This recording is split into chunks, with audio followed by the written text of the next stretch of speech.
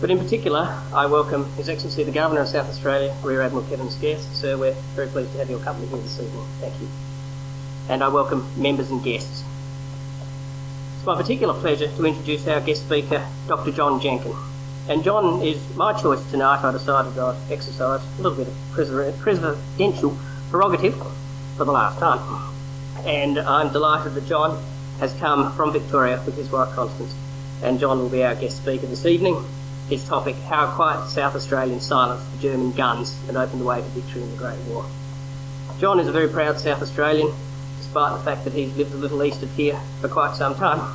But John was born and raised here and has gained his PhD in physics at the ANU.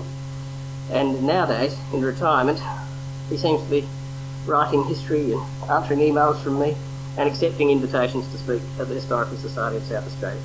So John, I'm looking forward very much to your presentation and ask you to please come forward.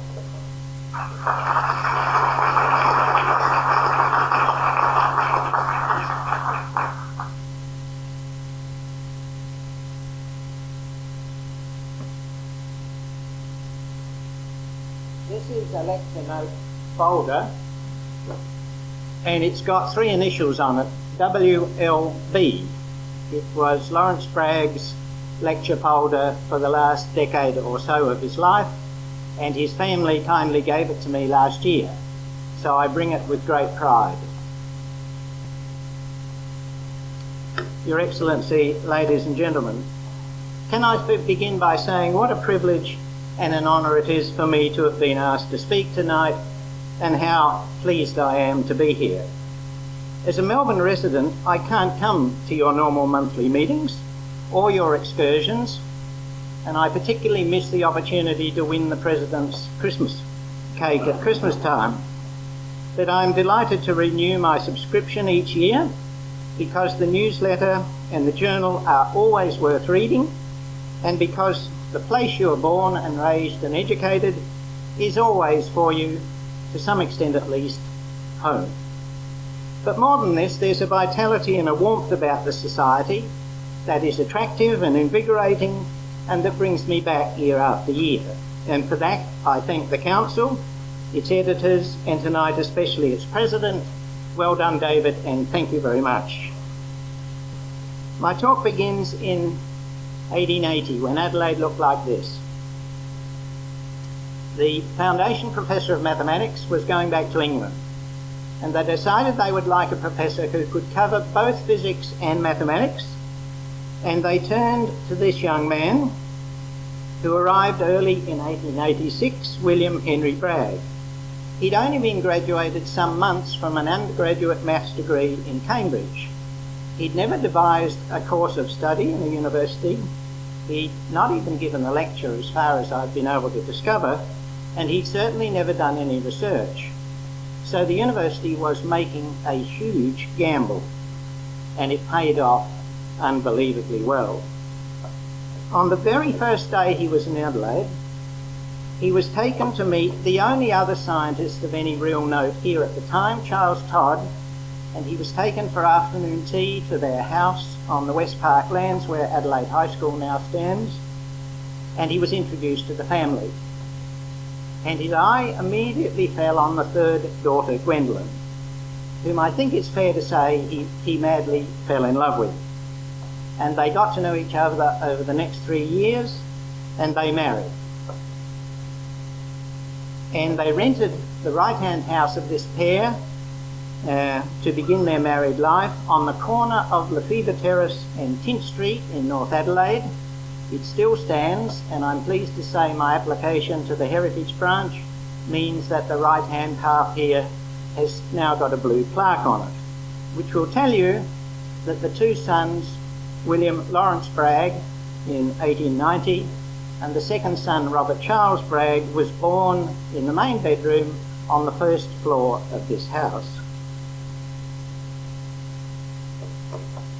William Henry Bragg's parents had died before he came to Australia, and he adopted Charles and Alice Todd as his mate-do parents. And so he and his wife and the two young boys went very, very regularly to the observatory in the West Park lands. And here they are, clearly Charles and Alice at the ends of the middle row. Professor Bragg is the second from the left in the back row. His wife is in front of him, and the two young boys are sitting on the ground in front. William Lawrence on the left and Robert Charles on the right. A daughter was born to the family some years later. William Lawrence, because they were living in North Adelaide, began his schooling at St Dominic's. And I hope you're all being a bit thoughtful in your brain and saying, that's a girls' school, sir. No, in those days at least, it may still be true, I don't know. Girls' schools often had young boys in the kindergarten classes. And so that's where William Lawrence first went. And when he was ready for primary school, he went to Queen's School, which was a very well-known primary school, private, in North Adelaide, which found itself unable to continue financially around about the time of the Second World War. Someone will know here better than I remember the date. But it was a good school, and he did well, and he remembered the school as being good, that he learned things.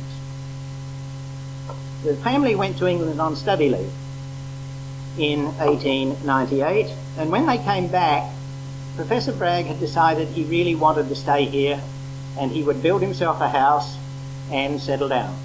And he built the house on the corner of East Terrace and Carrington Street in the centre of Adelaide. It's still there. It's now the Public Schools Club, and you can go and sit on the front steps and recreate this picture absolutely precisely. And I've brought scientists here who worship the ground that the Braggs worked on, and they will sit there and take pictures endlessly. I'm also delighted to say that when I recommended it for the Heritage Branch, they said, no, one Bragg house is enough, thank you very much. But a number of people in the government, and I mustn't mention names, decided that perhaps it should be preserved, and it now has been. And I'm absolutely thrilled about that too. By this time, Lawrence Bragg is ready for secondary school, and I suspect, and again someone here might know better, that the ribbon on his bota is the St Peter's College bota, because that's where he went. And it was a mixed experience, because he was at least as brilliant as his father. And so every 6 months he got promoted to yet a higher and higher grade, and by the time he got to year 12, at 14 years of age, everyone else in the class was either 17 or 18. So socially he was completely isolated. And although he kept topping the class and telling the maths teacher how to solve the problems that the maths teacher was struggling with, he remembered it as an okay experience, but not wonderful. But what to do now? At the age of 15, he's ready for the university, and you have to be 16. But he was going to turn 16 in March, so his father said, well, we'll delay enrolling you until you turn and you can come. But life wasn't any easier there. In fact, it was slightly more difficult, because he enrolled in science subjects, but you could do that if your maths was your major subject. You could do that as an art student, and that's what he did. He studied languages, but he also did chemistry and mathematics and physics, and every class he took he came top of, and most of the classes were taught by his father. So you can imagine that didn't go down at all well with his fellow students, and he remembered his experience at Adelaide University rather sadly. It was not at all a happy time. He graduated at the end of 1908, and by then his father's research had blossomed. He didn't start research until the early years of the 20th century, but it took off like a rocket. And he was then very well known already around the world, and the offers started arriving.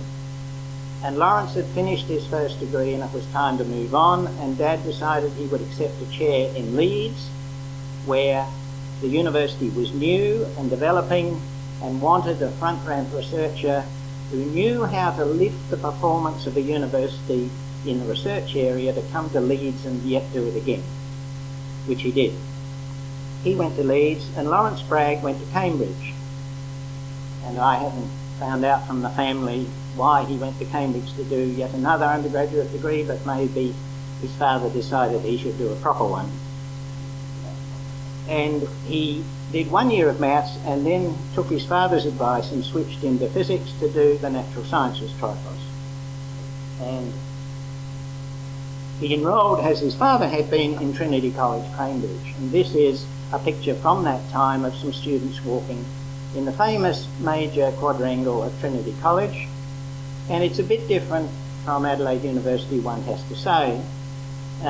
The fountain has been in the centre of that great court at Trinity for hundreds of years. On the left-hand side, in amongst the mist, is the chapel, where the great statue of Isaac Newton stands, who is the great product of this college. And Isaac Newton's room was right next to the great gate, which is on the right-hand side. So there's an ambience in this place that, to a person like me going and visiting it, brings tears to your eyes. And no doubt Lawrence felt that. He did a science degree with a major in physics, got first-class honours, and then did what you, I hope, are all expecting he would do at that point. And this is him at that point of time. He went to the Cavendish laboratory, but by now was one of the leading physics research laboratories in the world, and it was just down the road from the college. And he's there on the left-hand side of the middle row. In the middle of the front row is J.J. Thomson, the man who discovered the electron and who was head of the laboratory. And on the left end of the front row is another South Australian, Richard Kleeman. Kleeman's a well-known name here in the wine-growing district south of Adelaide, or at least it used to be. There was another member of the family that was in geology at Adelaide University. This is Richard, another member of a prolific family, who is Lawrence Bragg's father's first research student in Adelaide, went to Cambridge, did exceedingly well, went from there to America and died in middle age. So we don't hear much about him, but he is a notable product of South Australia. And it was this time when Lawrence is doing research in the Cavendish laboratory that he solves one of the great questions of the day, that is, how are the atoms arranged inside crystals? And the young Lawrence Bragg, at the age of the early 20s, works out how to do that. And the very first crystal structure that he worked out in a fairly average sort of laboratory in Cambridge that we wouldn't use in effect these days was the structure of common salt, sodium chloride. And this picture shows how the sodium chlorine atoms are arranged inside a crystal of salt. They're on a very precise cubic arrangement. And that was the first structure. His father then joined him in a program that just did wonderfully well, brilliantly well. And they were having an absolute ball. In term time, Lawrence would be in the Cavendish solving structures, and the holidays he would go home to Leeds, and he, his father, would collaborate, and there are notebooks which had got both of their handwritings, and you can tell on this day that they were working together, solving a whole range of structures and just being thrilled by what they were achieving. His younger brother, who is the social member of the family. Lawrence, because of his experience at school and at university, is a solitary man. Quiet, shy, withdrawn, a person who finds his own way in the world and makes his own fun and enjoyment, although that changed, luckily for him, when he got to Cambridge, but still at that point he was quite a loner. His brother, on the other hand, is like his mother. He's a toy, and he's outgoing, sociable, widely liked, quite a good student, but he's in normal classes with all of his age group. So he's a different kettle of fish, and in a sense he's the glue that holds the family together. He has a wonderfully good relationship with his parents and his brother, whereas Lawrence is, as I say, rather isolated. He doesn't dislike his parents, he's just happy in his own company. And his father is fairly sharp too. So this guy is the guy that makes the family run. He goes to Oundle school to finish his secondary education and then goes to Cambridge to do engineering. But now we're up to 1914. And the world changed in 1914, as you all know. The boys had been in the cadets at St Peter's College, and when they got to England they joined the service as reservists. And now they were called into uniform. And this is Lawrence Bragg, out of the Cavendish Laboratory, not yet finished his PhD, and called into service, which throws a complete spanner in this wonderful series of work he's been doing with his father. He joins as a second lieutenant in the Royal Horse Artillery, and he's not a horseman by any stretch of imagination, and he really struggles. He doesn't know which end of a horse is which, and all his colleagues, the men under him, have come from the English countryside. They know how to deal with horses, and they like him quite well, actually. They think he's okay, but they recognise that he's a bit of a fish out of water.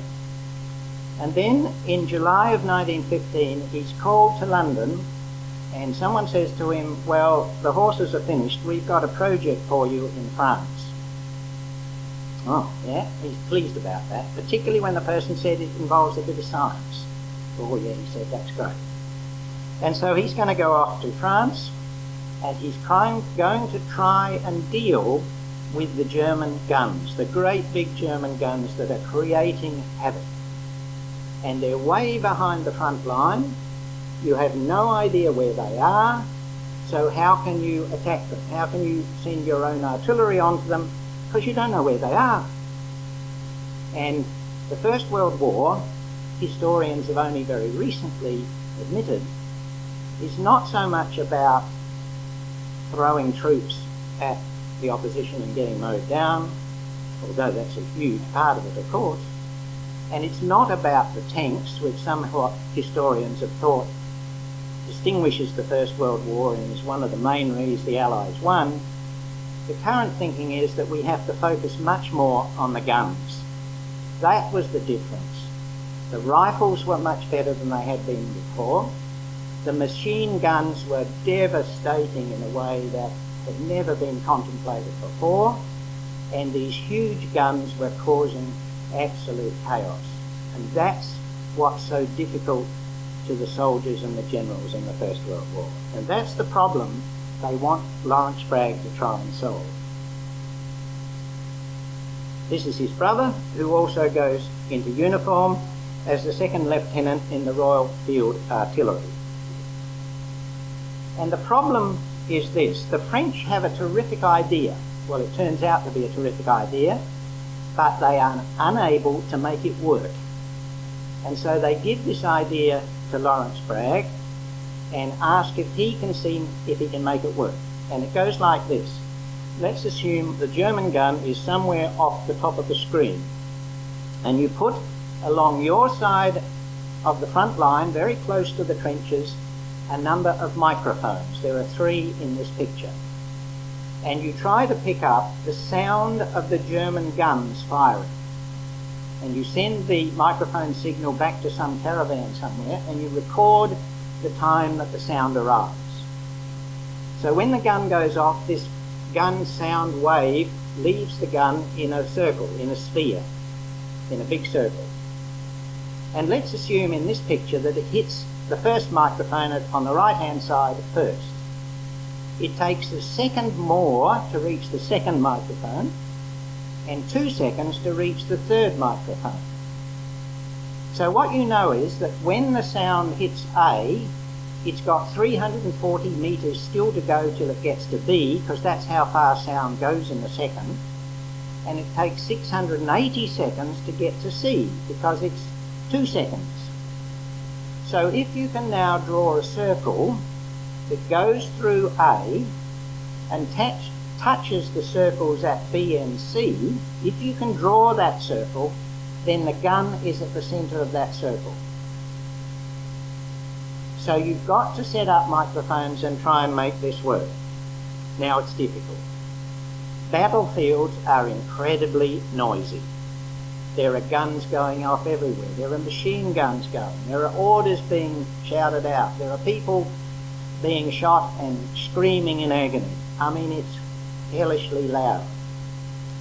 And you've got microphones with wires going back to a caravan, and these wires are on posts, and your colleagues keep running into the posts and knocking them over, and occasionally the Germans knock out the post and the wire, so it's very difficult.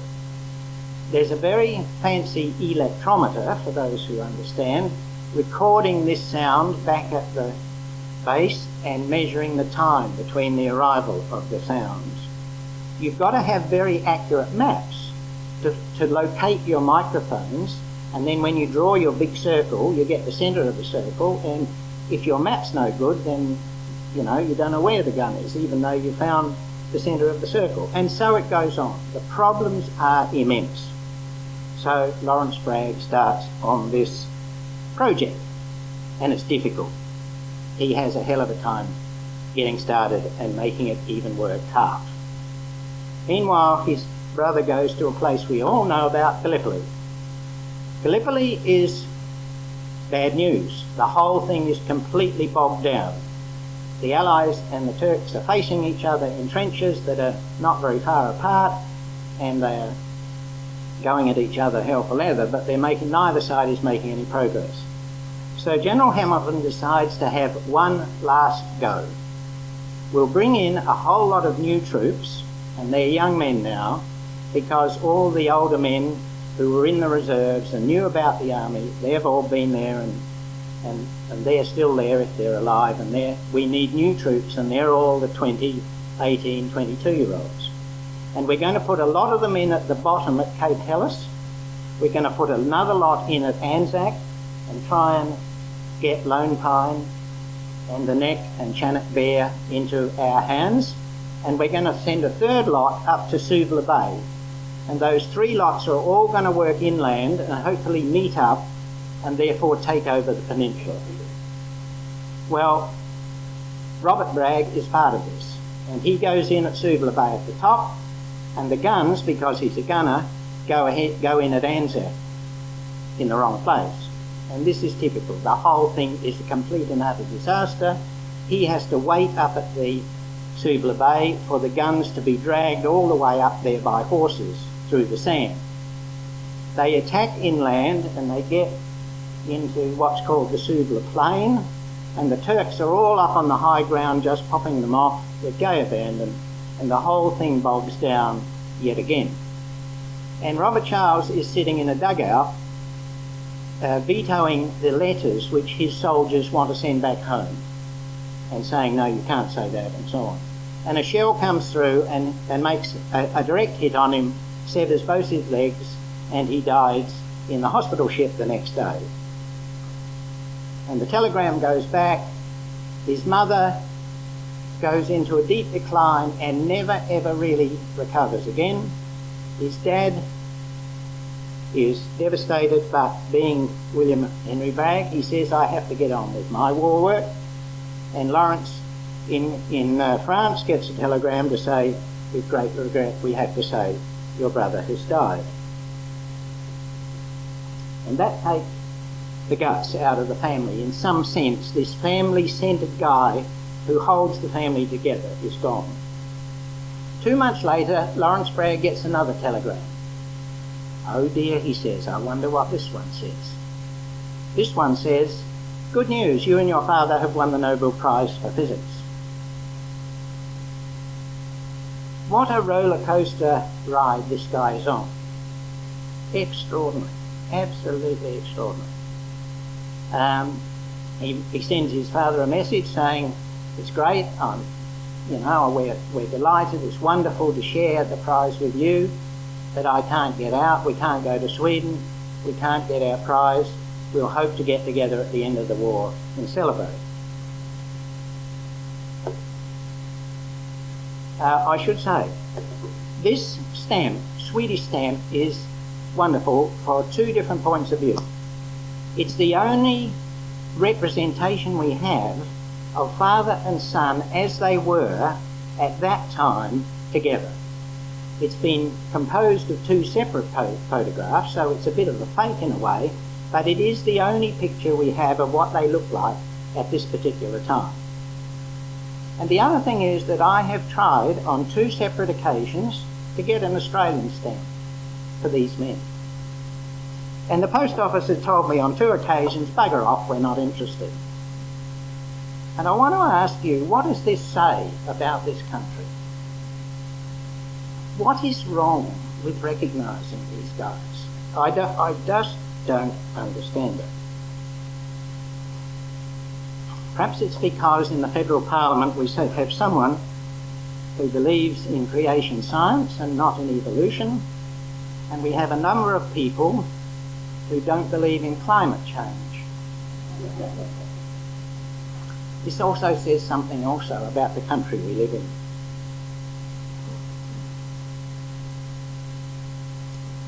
But this is the beginning of some wonderfully good news, as it happens, so let's all smile. Because Lawrence Bragg's sound ranging is bogged down. It's called sound ranging because they're using sound to range onto the enemy guns. And it's the microphones. He solved all of the problems except the microphones, which are the old-fashioned carbon granule microphones, and they just don't pick up the gun very well. What they do pick up is the actual shell when it goes over, because it breaks the sound barrier as it goes over, and it makes a hell of a crack. And it picks up the rifle that's just over there, and it kind of doesn't get the guns at all. And some funny things happen in funny situations. These men are close to the front line trying to make this technique work, and they've got a fairly damaged large tent, which is their home, where they're cooking and where their bed is. And Lawrence has noticed that when he's sitting on the toilet and a gun goes off,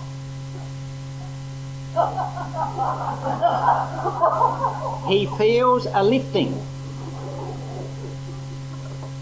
And he hasn't sort of processed that thought until a new arrival in his group, the man standing at the back on the left, Corporal Tucker, arrives and says to him, "When I was lying in my bed last night and there happens to be a hole in the wall of the tent, when the gun went off, I got a cold puff of air on my face." "Ah," Lawrence says, "do you indeed? And I get lifted off the toilet." Damn, of course. The sound of the gun is a very low frequency. It's a very low boom, which is not good for microphones. But it comes with a real whoosh. There's a lot of pressure behind it. And it happens that Colonel Tucker has been doing a little research project at the University of London, and he's measuring what happens to hot wires when you cool them down. If you've got a light filament with a current going through it and it's glowing red, and you blow on it and cool it down, the current changes quite dramatically. So Lawrence Bragg says, let's do it. We'll get some old ammunition boxes and we'll bore a hole in the front and we'll string a wire across and we'll have a battery to heat it up, and when this big of the gun arrives, it'll cool the wire and we'll get the signal back at the caravan much better than with the camp and microphone. And Tucker said, yeah, and we can use the old rum jars that are lying everywhere and we'll bore a hole in them as well. And it works. It works like a treat. And now the technique works. Oh, I should say, Lawrence Bragg is sitting with a hat on. Tucker is the man at the back on the left, and to the left of Lawrence Bragg is a small Frenchman, Lucien Bull, B-U-L-L, who was the guy that came up with the idea originally, and when he found that the French couldn't make it work, he'd come over to advise Bragg as to whether he could help him make it work.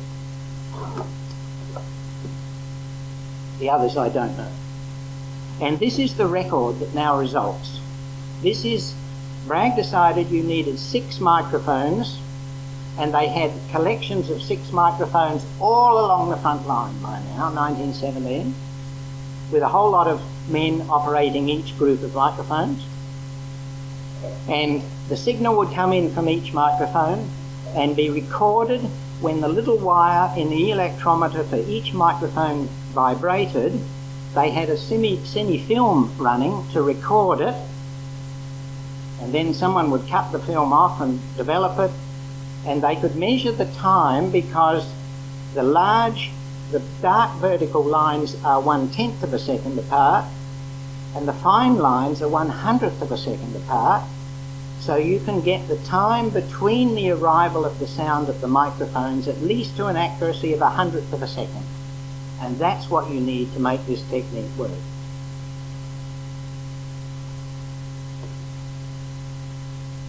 But now there's still one problem, and that is the drawing of this circle that I've talked about. So let me go back and draw a simple picture with only 2 microphones. The first one on the right where the sound arrives, and the one on the left where the sound arrives, just say a second later, and you draw a circle around the second one, and you want the big circle to go through the first one and just touch the circle of the second one. The difficulty is that you can draw as many circles that satisfy that as you like. This inner circle goes through the first one and touches the circle on the second one, and its centre is there. And the other circles I've drawn there also go through the first one and touch the second one. And so you've got a line of centres that all satisfy this condition. And those of you who are old enough to have done geometry at high school or at university, as Lawrence had done at St Peter's and at Adelaide University under his father, knew that all those centres lie on a curve called an hyperbola. Okay, never mind if you don't know. What is nice about this situation is that you're in the real world, and the hyperbola, which has normally got this strong curve on it, has a curve here, right down near C, the point C at the bottom, but as you go away, it becomes a straight line. So in analysing these pictures that Bragg has got, he can get away with drawing the straight lines and not worry about the curve bit. So he had big boards with a map on them, and on the map he marked the position of the 6 microphones, and then they went through this procedure of drawing circles, and he had 5 strings on the board, 1 string for each pair of microphones, and you draw that line that goes up, and you put the string where that line goes, and you have 5 strings, and if you do it all correctly, those 5 strings meet at one point, and that's where the gun is. It works. He's promoted first to lieutenant, then to captain, then to major. He's mentioned in dispatches 3 times, but there are no citations, of course. Now, I've got time. It does work. Adelaide's important again here, will be. There has been for many years, now retired, a historian at Adelaide called Trevor Wilson, who's written a marvellous book about the First World War, which highlights the guns. He is one of the people who has stressed the importance of the guns. And I can only read a little bit about what he says, but let me read it. And I'm actually reading from my own book, which quotes him. I've written a book about the Braggs in general. When major hostilities resumed in 1917, the names Arras, Messines, 3rd Ypres, Passchendaele, Cambrai, etc., were written into history. Historian Trevor Wilson called 1917 the killing time. If one thing had changed since the opening of the Somme battle, he said, it was in respect to the artillery. The quantity and effectiveness of artillery fire was improving, not least in suppressing the artillery of the enemy.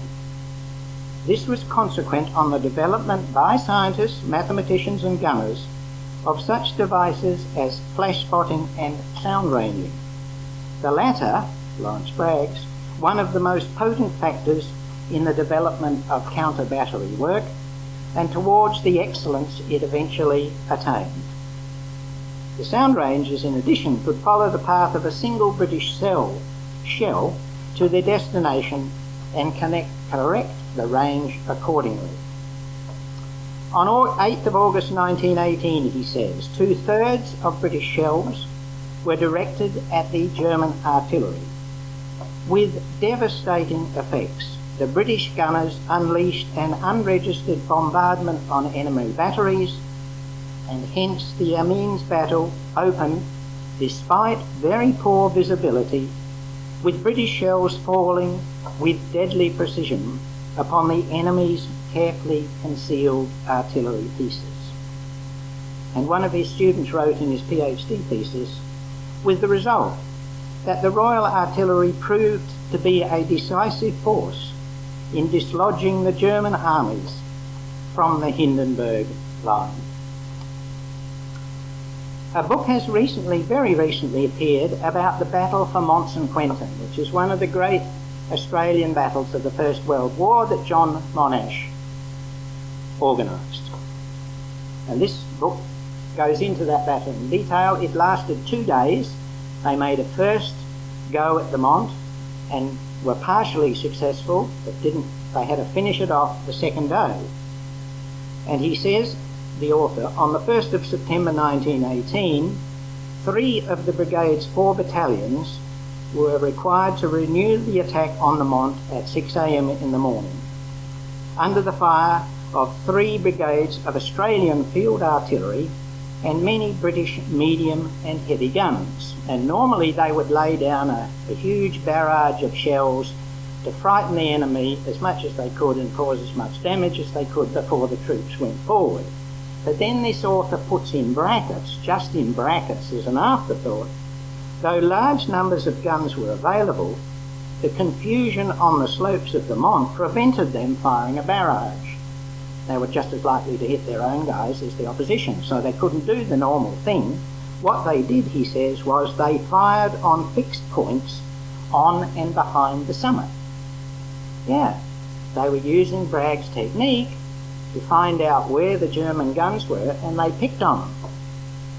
And yes, Monash was a brilliant general and deserves all the credit he got. The Australian troops, who were greatly outnumbered, were absolutely wonderful. But we also have to remember that Lawrence Bragg's science neutralised the German guns, and that was the third ingredient in the whole thing, which has never ever been adequately recognised.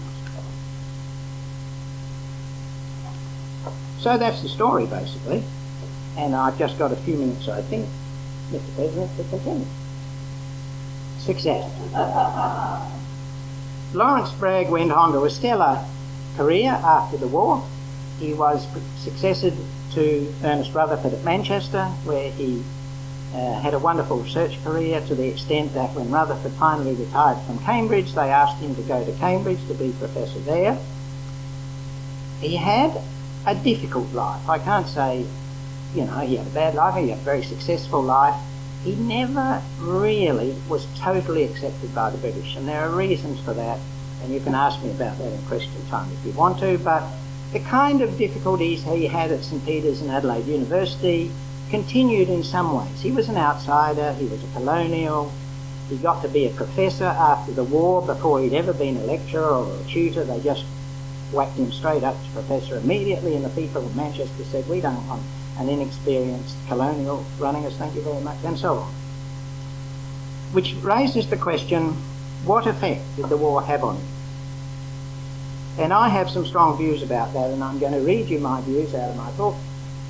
And I think whenever we talk about Lawrence Bragg in future, we have to do what's never been done before, and that is recognise his wartime experience and what it did to him. What effects did the war have on Lawrence, I ask? There were a number of positive outcomes. Positive. The war was a great adventure, with high excitement, constant danger, and frequent times of fun. His health was very good. His health throughout the war was fun. He made lifelong friends and enjoyed the camaraderie of a very wide group of officers and men. He was charged with an extraordinarily difficult scientific task. Nearly all his superiors, almost without exception, said this is a crazy thing. If he wants to go off and have a go, fine, it'll fall in a heap, sure. But he succeeded.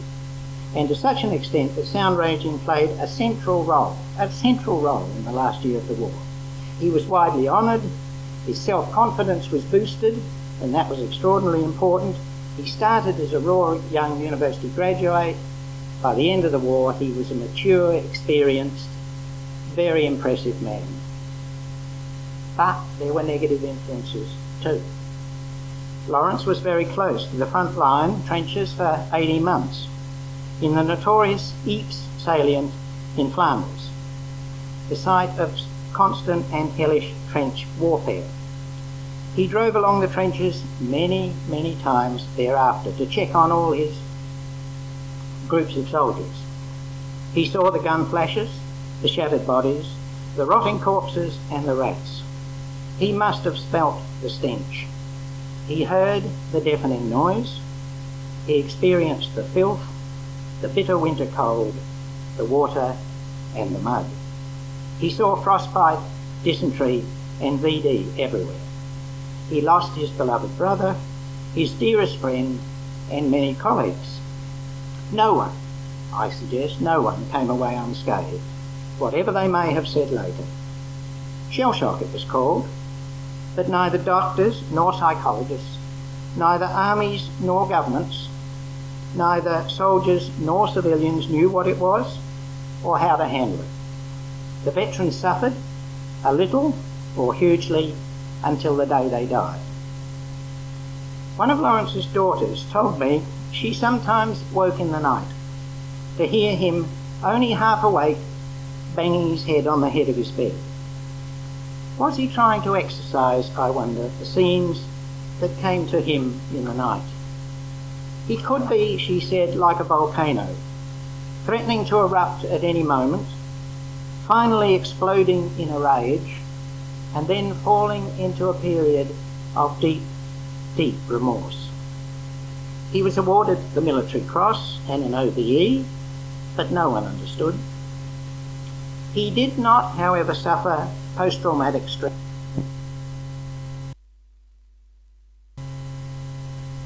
The soldiers live with constantly, every day, and he didn't. He did not. But it did come back to him, particularly in times of stress in his life. When things were really tense at work or whatever, then it came back. And we have to build that into any future picture we make of this man. At Cambridge, he employed Crick and Watson and a whole lot of people who just won Nobel Prizes endlessly. And he is one, with his father, of the greatest scientists of the 20th century. He's up there with the very best. And very late in his life, all the recognition eventually came to him. This is he on the left with his greatest friend, George Paget Thompson, on the right, another very substantial scientist. And the recognition and the contentment that he had always thought came to him in the last decade or two of his life. He died a contented and happy man. He was a very, very great scientist. He made a very, very great contribution to the First World War. He was a very, very great Australian. We should celebrate him, damn it.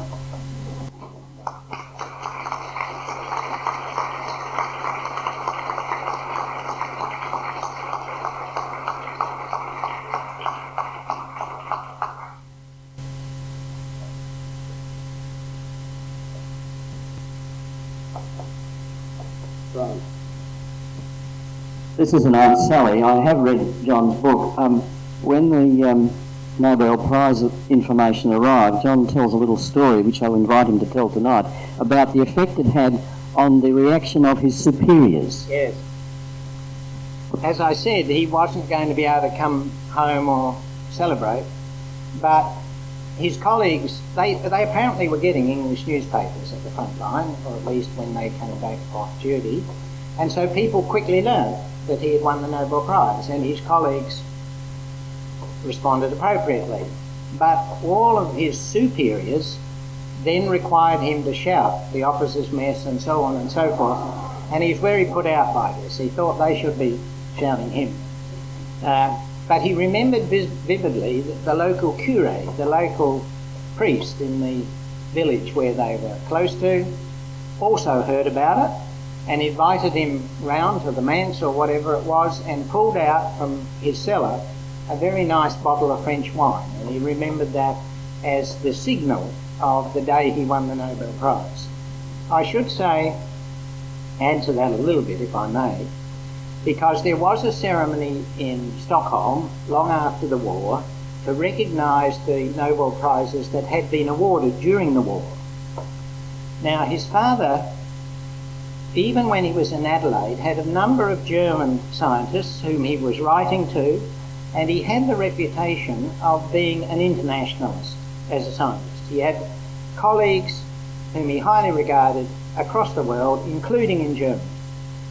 But when this ceremony was held, he wrote to the Nobel Prize people and said, well, I'm very sorry, but I can't come. I'm very busy, I've got exams on. And he contacted Lawrence, his son, and said, I don't think you should go either. And Lawrence thought about this and thought, oh, well, if Dad doesn't want me to go, I'm not really going to go on my own, so he didn't go either.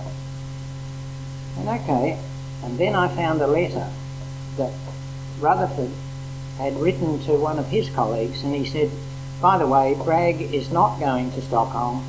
He's discovered that other German scientists are going who'd won Nobel Prizes, and he said he wasn't going to go to the ceremony that involved other Germans. And that was very contrary to his nature and background. And that was the kind of impact the loss of his second son did. And he is virtually the only Nobel Prize winner that never ever went to Stockholm to get the award. He never did go.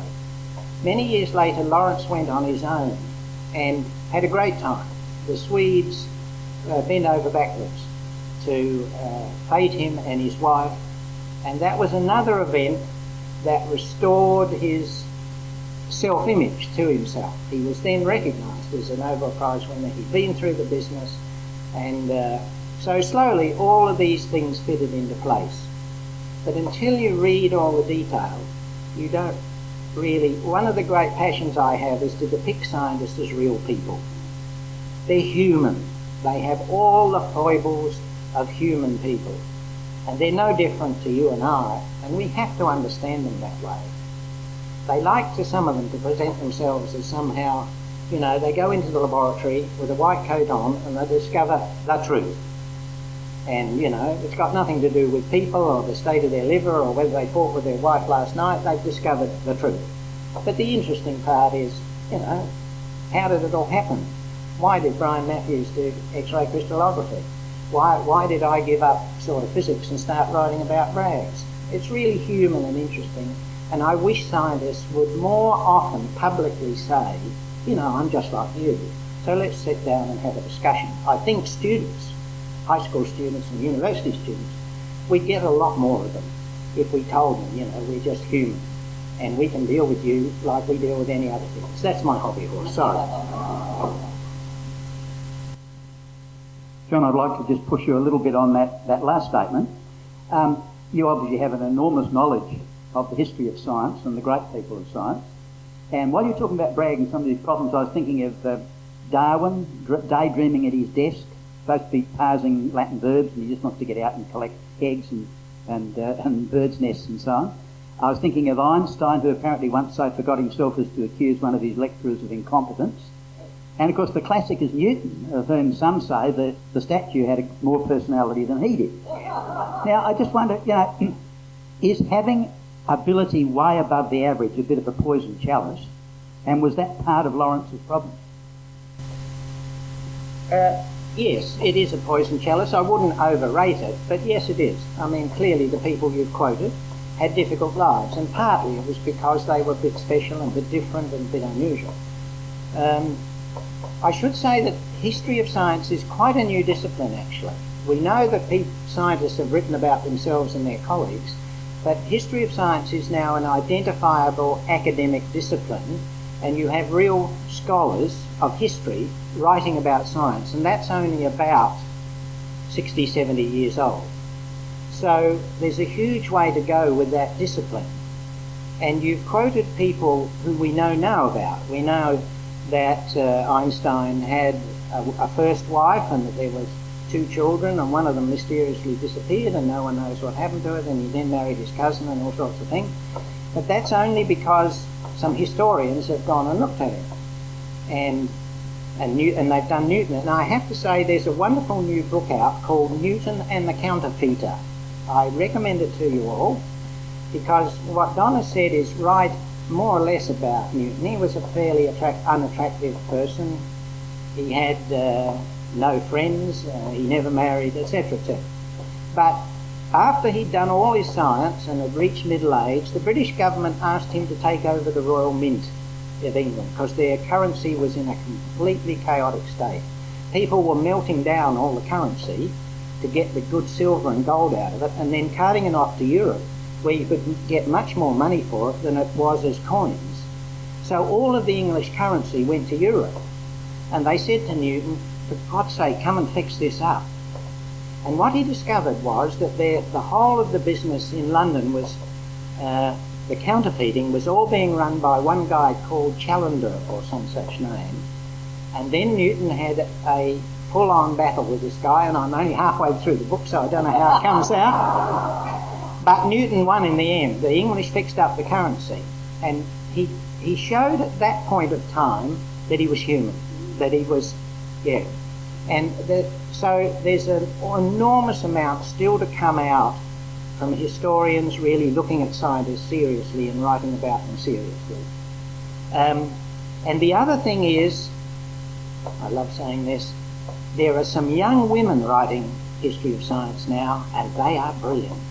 There's an Australian woman, oh God, I'm terrible on names, who's writing science. There's a woman that's written about longitude, Sobel. The Australian woman is Wartime or some such name. If you find a book written by a female historian of science, go for it. They bring to the story the female perspective, and it's what science needs. It's that human understanding, that kind of female eyes that look at these old stories, and they are old stories, they've been told many times before, and they tell them differently. And they're just a delight to read. And I should say this about the Braggs. They had lots of female students, many, many more than any other area of science, and certainly many more than physics, which had none virtually. But they're slightly reserved, shy people. How come? Well, it's an interesting and convoluted question that I haven't got on top of. There are lots of ingredients on it. But some current female crystallographers have said to me, when I've said to them, why do you do crystallography? Because lots of girls still do it. They said, oh, well, the guy in charge in our department is a lovely guy. And he actually said to us when we'd finished honours, would you like to do research in crystallography? And we said, yes, please. And so they all came and did it. And the other guys in the department apparently didn't say to them, would you like to come into my area? I don't know why, but it seems like the crystallographers are a special group and they actually like female students. And they're doing famously with them. I mean, Kathleen Lonsdale and who's the other one, Brian? Dorothy Hodgkin, and so on. These are high-flying crystallographers, and they're females, and they're Bragg products. They're Bragg products.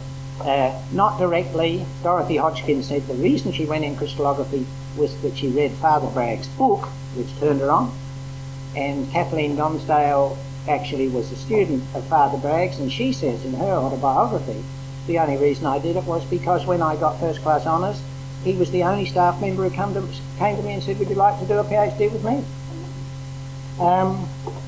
Yeah, so there's all sorts of interesting things in history of science that virtually no one has yet addressed. It's an open field. So if you've got grandchildren who don't know what to do and they're keen in history, mention it to them. The difficulty in Australia is there aren't many academics doing it. So it's difficult to find a supervisor. But it's a great field and it's going to boom. And there are going to be some terrific books coming, as there are already. And look out for the female authors, I say. You might say this is a girly question, but I'm interested in the teaching that Bragg had at St Peter's. Would you like to tell us about the science teachers?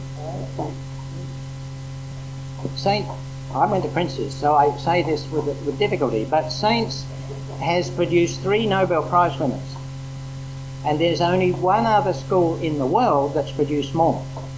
Saints is number 2 in the world for Nobel Prize winners. And it's a Jewish school in upstate New York that's produced about 7 or 9 or something, all in theoretical physics.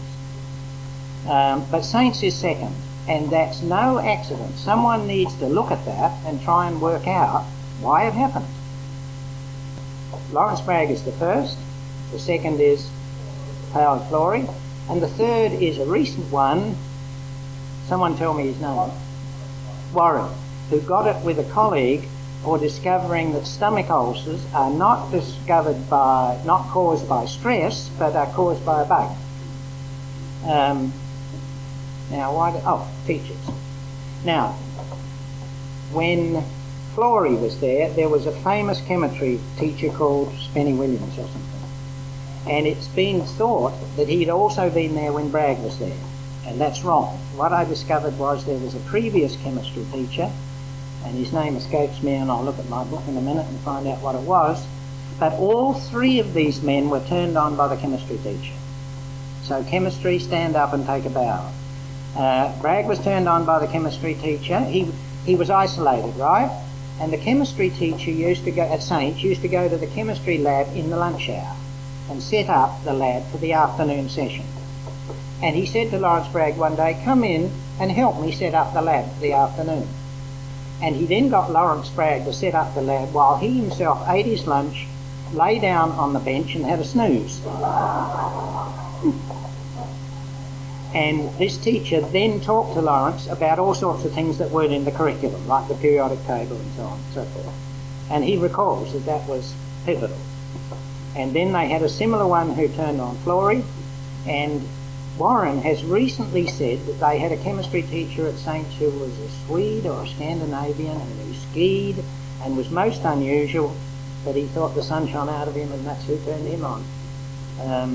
But there's more to it than that, I'm sure, and someone who knows about these things needs to look at the Saints situation and decide maybe it's just luck, and it could be luck, sure, it could be luck, but maybe there's something else going on there too. That's another example of a project that's worth doing. Another project, I see Brian Dickey here and others, we have to have a biography of Charles Todd. Please, South Australia, find somebody really good and get one written.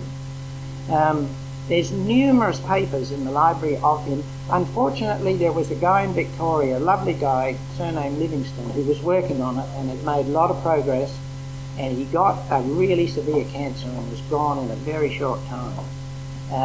And he would have written a good one. But Todd was one of the great public servants in Australian history. I really mean that. He was huge. And we must have a biography of him. Oh dear. The Historical Society, please, find someone good and get that written. There's a huge amount of papers in the State Library. I mean, he was into everything, right? He's employed as an astronomer. Before long, he's putting in the telegraph overland. Then he's in charge of telephones. Then he's the Postmaster General. And his daughter, Gwendolyn, who's an artist, draws up the first postal notes. Her name is in the corner, G. Todd. And he's into everything. He's the president of the Royal Society of South Australia. He's on the Geographical Society. He's in everything. So no wonder Bragg goes to him the first day he's here and they become great buddies. He's a father figure for Father Bragg, and his wife is very much a mother figure. When he's courting Gwendolyn, Gwendolyn got sick quite regularly as a teenager, and you can guess who knows what that was. But she went down to Victor Harbour to take the waters or whatever and relax and go swimming and recover. And so they wrote a lot of letters to each other. And in many of those letters he says, he lived on North Terrace for a while with Dr. Linden, one of the Dr. Lendons who had recently come to Adelaide, and they shared a house on North Terrace where Lendon had his surgery on the ground floor, and they lived on the first floor. He says to Gwendolyn, you know, I'm sorry you're not up here, I need to talk to you, but I went round and talked to Mother instead. So he's round at the observatory all the time, talking to Alice Todd, who just says, come in, sit down, give him a cup of tea, gives him a nice meal. Wonderful. Before one writes a book like yours, John, you obviously think about it for a long, long time, and I know in a previous meeting when you spoke at the Bragg's house that you mentioned it had been sort of going on in your head for quite a while. Can I be rude and ask, just how long have you been working on it? Because your knowledge is encyclopedic. When you're a young academic, you've got to work hard and get your name out and write papers and establish yourself, and the pressure is very large. You've got to find research time in amongst your teaching and so on, and it's fairly tough going. But when you get to middle age and you've reached a good position and you've established yourself, and you either say to yourself, well, I'm going to try and become Vice-Chancellor, and if you've got a brain, you give that up straight away. And then you say, well, my research career has been terrific, but it's time, you know, to channel it somewhere slightly differently. Most of my colleagues just take a slight turn to the left or the right and reinvigorate themselves by getting some new staff to help them or new students, and they change tack a little bit. Well, my colleague said to me when I reached that point, would I be chairman of the department? And I said, oh, no, not really. And then they were persistent, so I did. And then I said to myself, this is bad news. I'm in committee meetings all the time, and my research students are in the laboratory, and I'm not there very often, and I'm not a very good supervisor, let's be honest about this. So I said to the group of students, look, I'm happy to keep supervising you and see you get your PhD, and that'll be great and terrific, and I'm going to work my butt off with you, but I'm not going to take any more because I'm just not, you know, pulling my share of the weight. There is one thing you can do in such a situation. At night you can read books. On Saturday you can go into the library and look up stuff. And how much am I going to say? My mother is 101 and still alive. And I did science, and she was a domestic science teacher. So she had very little impact on me, I always thought. Until one day, not so long ago, I was talking to my grandchildren, and I said, you know, when I was growing up, at the dinner table there was another little table by the side. And on this other table was an atlas, a dictionary and a Bible. So if we sat at the kitchen table and Don Hopgood or someone had been saying to me something about Afghanistan, and I'd said that around the table, where in the hell is Afghanistan? My mother immediately grabbed the atlas and looked it up. Or if I said, you know, some long word that I'd never heard of, she would look it up in the dictionary. And I think she had a profound influence on me that I haven't recognised till recently. And so when I started to read this history, it grabbed me by the throat, and I thought, this is just marvellous. And the obvious place for me to go is the history of Australian science. There was a professor at Melbourne University who loved to take old codgers like me, who had been engineers in BHP or chemists at ICI and were coming to the end of their career, and had suddenly got interested in the history of their organisation. And he would bring them in and talk to them and show them what to do, and they would write papers and get excited. And I joined that group. And if you're a physicist and you've grown up in Adelaide, and you remember that when Dr. Kempster taught you chemistry, Bragg was never ever mentioned. Well, his theory was mentioned, but no one ever told me that he'd ever been in Adelaide. Never, at Adelaide University. And Harry Medlin, when I told him this later, said, well, if you'd only done solid state physics in third year with me, I would have certainly told you about Bragg, of course. But I didn't have Harry that year. And I remember down a very dark corridor in the physics department at Adelaide, and it's still there, there's a tiny picture about that big of Father Bragg. I can still remember that, but it never did anything to me. And I thought, if you're going to be interested in the history of Australian science, this is the topic, boy. This is the beauty. The only book about father was written by his daughter, and it's a very good book. But her brother doesn't hardly get a mention, and there are difficulties in the family, which of course, as a daughter, she doesn't write about, and she admits she's not a scientist. So it's a very good book, but it's got serious deficiencies. And that's all there was. There was nothing about Lawrence. And I started this 25 years ago, probably. I started it by writing a silly little 2-page thing for the in-house physics journal in Australia. And people then write to me and said, "Oh, that was great, write some more."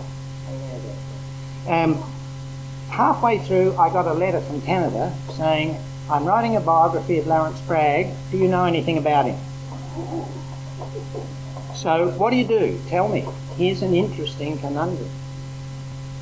So I wrote back foolishly, I now think of myself foolishly, and said, "I know quite a bit. If you care to come out to Australia, I'll tell you what I know." And he said, "Can't be bothered. I can just read his papers, I'll write about the science he did, I'll interview his family in England, I'll talk about the colleagues he had in England, and his childhood and his education in Australia doesn't count for anything." And I thought, you beauty. So I think, David, it's time for you to come and return.